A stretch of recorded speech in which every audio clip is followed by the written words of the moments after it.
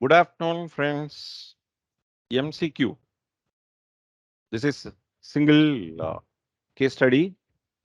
A Limited, an Indian company, bought back its listed shares from its shareholders, and B Private Limited, an Indian company, bought back its unlisted shares from its shareholders in the month of March 2022.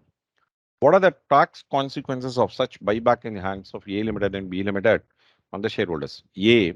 Additional income tax at the rate of 23.296% of the distributed income is leviable in the hands of A Limited and B Limited.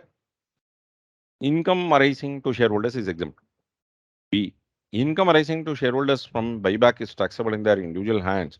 No distribution tax is leviable in the hands of A Limited and B Limited, B Private Limited. Additional income tax at the rate of 23.296% of the distributed income is leviable in the hands of A Limited. Income arising to shareholders of B Private Limited is taxable in their individual hands. Additional income tax at the rate of 23.296% of the distributed income is leviable in the hands of B Private Limited. Income arising to shareholders of A Limited is taxable in their individual hands. See, first and foremost thing, this item has got to be taken up under a discussion under capital gains. Section 46A deals with buyback of securities in general, where we would classify them into two, other than shares and shares. So in this problem, they have mentioned number one, listed shares. A Limited is a listed company. B Private Limited is an unlisted company. So therefore, it is falling under the second category. Capital gains on buyback of shares or other securities. First one, in case of specified securities other than shares, this problem is not falling under this category. So in case of shares, whether listed or unlisted, they have mentioned the treatment for listed and unlisted will be the same. In case of buyback of shares, whether listed or unlisted by domestic companies, both are Indian companies, please mind that. Additional income tax at the rate of 20 plus surcharge 12 and cess 4 is leviable in the hands of the company under section 115 QA. So therefore, by looking at the alternatives, we understand that it is leviable in the hands of A Limited and B Limited. So none of these alternatives are indicative of the levy in the hands of both the companies. So here they say no distribution tax is leviable. Here they say that it is leviable only in the case of A Limited. Here they say it is leviable in the case of B Limited.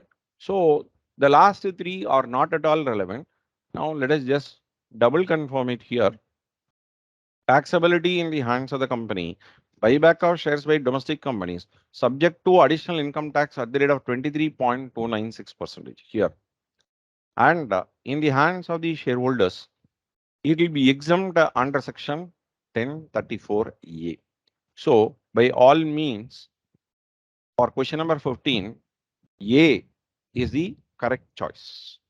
So this particular question is little easier when compared to other MCQs.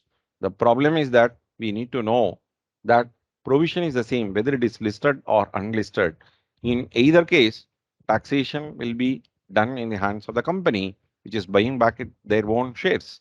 And it will be exempt in the hands of shareholders under section 1034A. So mark this particular question as very important, even though it is very easy, but you need to remember this provision in order to have the selection. So the choices that were provided to us were all a little easy, but at the same time, if a person is not having sound knowledge or remembering the points, so he might just select some wrong choices. So with that, solution to question number 15 MCQ is getting over, and it is 15A. Thank you.